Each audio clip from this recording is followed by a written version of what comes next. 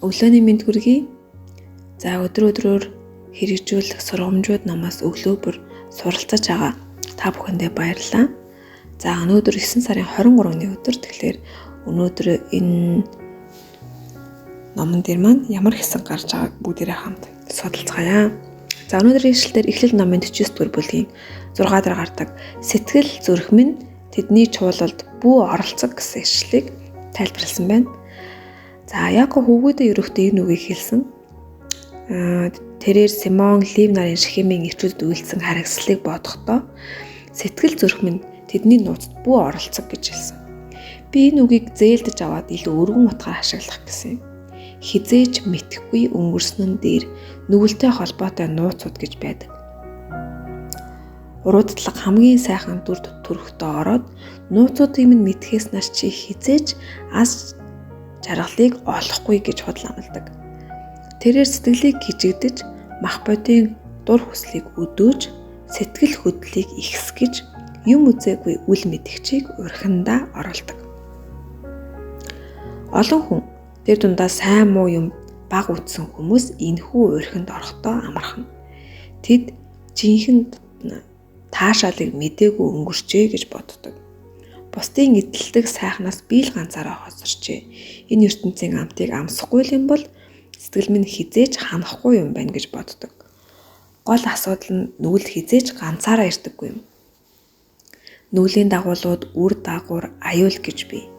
Альва нэг нүглийг эхний удаа үйлдэхэд гимших, харамсах сэтгэл маань сулардаг. Ингээд урууддагхад амархан болж нүглийг эсэргүүцэх чадвар маань сулардаг. Нүглийг нэг л удаа үйлдвэл дахин үйлдэхэд амархан болно. Удалгүй бид тухайн нүглийнхээ мэрэгчлэн болно. Бүр цаашлаад боолн болж дадал зуршлын гинжээр хүлүүлдэг. Уруудлахад бууж өгөх тэр мөчөд нүд маань хизээж мэдэрч байгаагүй буруутгалын мэдрэмжид нэгддэг. Эхэндээ сэтгэл татмаар санагдах тэр нүглийн араас ёс суртахууны нүцгэн байдлаа мэдэрсэн муухай мэдрэмж орж ирнэ. Нүглийг улайж гимшлвэл уушлагддаг нь үнэн.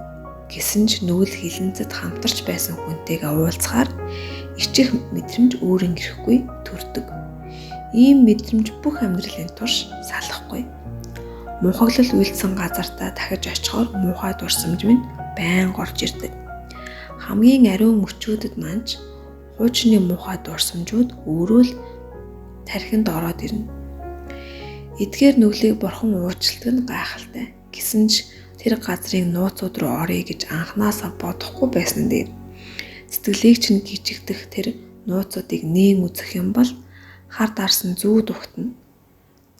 Таашаал чинь аим шиг болж дур хүслийн мөч чинь бүх амьдралын харамсал болно. Сорилт уруудатлага ирэхэд сэтгэл минь тэдний нууцад бүү оролцох гэж хариу өгөөрэй.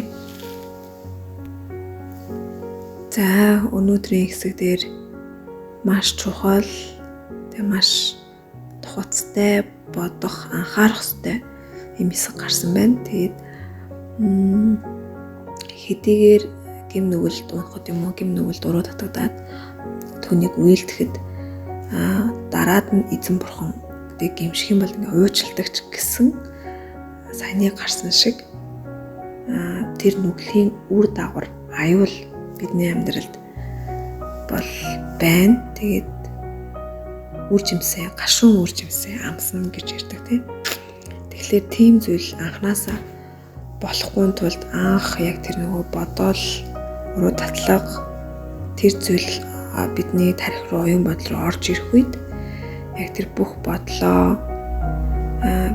Библиэлд хэлсэн шиг Христийн дуулуурт олзлуулж тэгэж тэр бодлыг цааш нь өөгшүүлэхгүй устгаж байх хэрэгтэй юм байна. Тэгээд мөн дуул номон дээр бичсэн шиг амнаас минь гарах үгс хийгээд зүрхний минь бяцлаглууд таны өмнө нийцэгдэн авдах болтугай гэж гарсан шиг яг бас бодол санаагаа бас хамгаалуулахын тулд бас эзэн бурхнаасаа байнга гуйж, зуурч залбирч явах хэрэгтэй байна.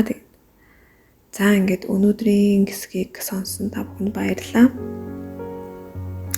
Баяртай.